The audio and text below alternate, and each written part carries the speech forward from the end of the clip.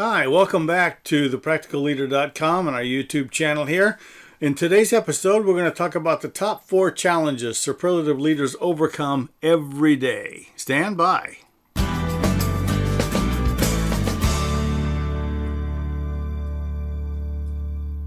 Okay, honestly, we do face lots of challenges. So how can I narrow it down to only 4? Well, by this.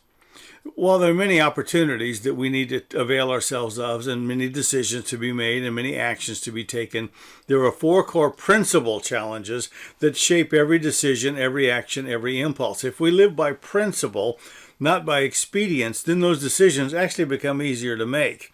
And superlative leaders are leaders of principle, not just leaders of opportunity or leaders of occasion. They make decisions, they take action, they respond to things on the basis of principles in their life and that guide their leadership rather than just the expedience of the moment.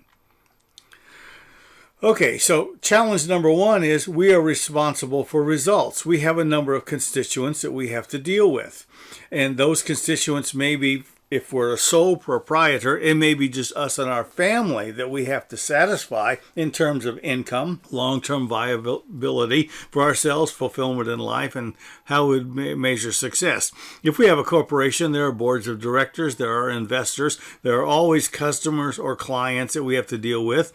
If we're a nonprofit, then we have not only the people that we serve and take care of, but we have the donors that have to be satisfied, which means that we have to measure results. And it can be measured by a lot of criteria, by dollars, by people served, by widgets made, by the rise in stock prices. It can be measured by a lot of things. But somewhere, somehow, there exists an expectation or a set of expectations that we are responsible to achieve. That's what superlative leaders must remember. We are not paid for activity. We are paid for results. The solution? Define and articulate those results all the time. The people who work for you and with you need to know you're making progress and success. The people that you are responsible to, your constituents, they need to know that. Keep them ever visible to yourself and your associates. Celebrate progress daily. Examine and understand the reasons for the progress. Repeat what works. Find out what didn't and fix it. Principle number 2, challenge number 2, we must balance past and future. Interestingly, we are in tension between a desire to be faithful to the forms of management and leadership we're familiar with, and we may have inherited, and the realities of a changing world and its lack of response to those forms. Things are not the same today that they were 10 years ago, 20 years ago, 30 years ago, and they won't be the same 10, 20, or 30 years from now. We are in tension between that, and forms become familiar to us, and therefore we tend to lean towards them and lean upon them. But those forms may not be effective anymore, and we have to decide and determine what forms are workable these days because we're after results, not just following forms. Solution for us?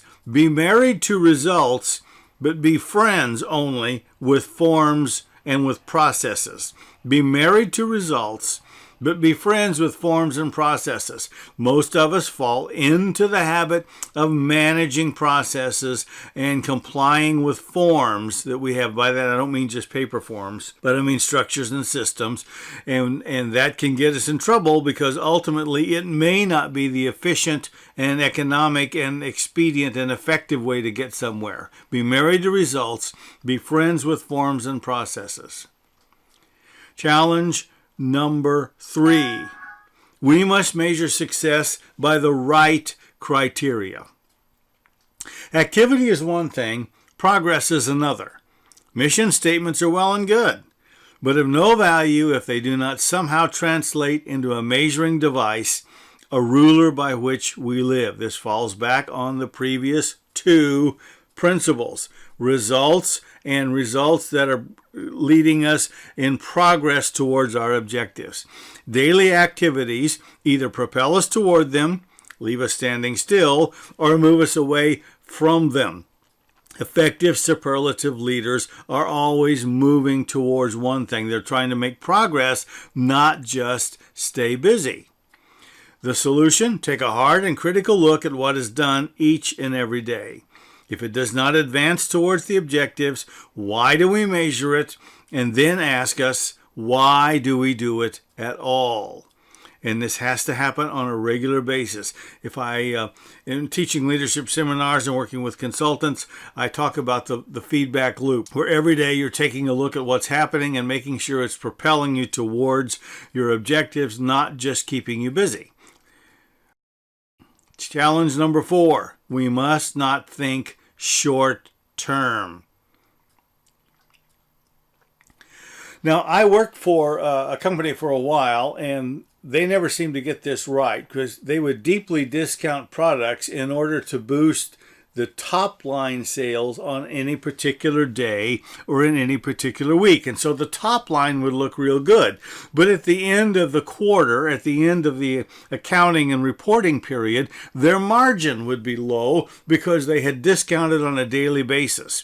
Legacy leaders, those interested in leaving an impact long after they're gone, will never sacrifice long-term objectives for short-term gain. They will not be deceived into thinking that high top-line dollar amounts today will result in a great bottom line later.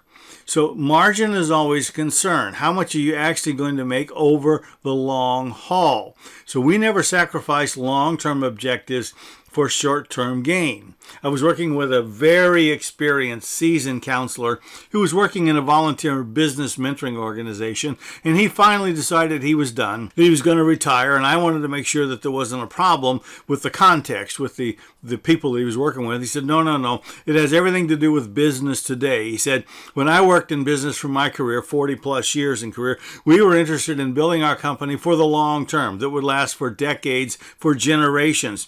He said, I'm not seeing that now. I'm seeing people far more interested in short-term gain and progress and taking the quick profit than they are in building a legacy company. Superlative leaders are legacy leaders. Long-term thinkers handle their staffs differently, approach their customers on a different footing, and build a substantial foundation that makes an unshakable company. Now, if you like this video, please hit that little like button down below and hit the subscribe button so you'll know when we post a new video. We post one every Friday, and we look forward to seeing you again very soon.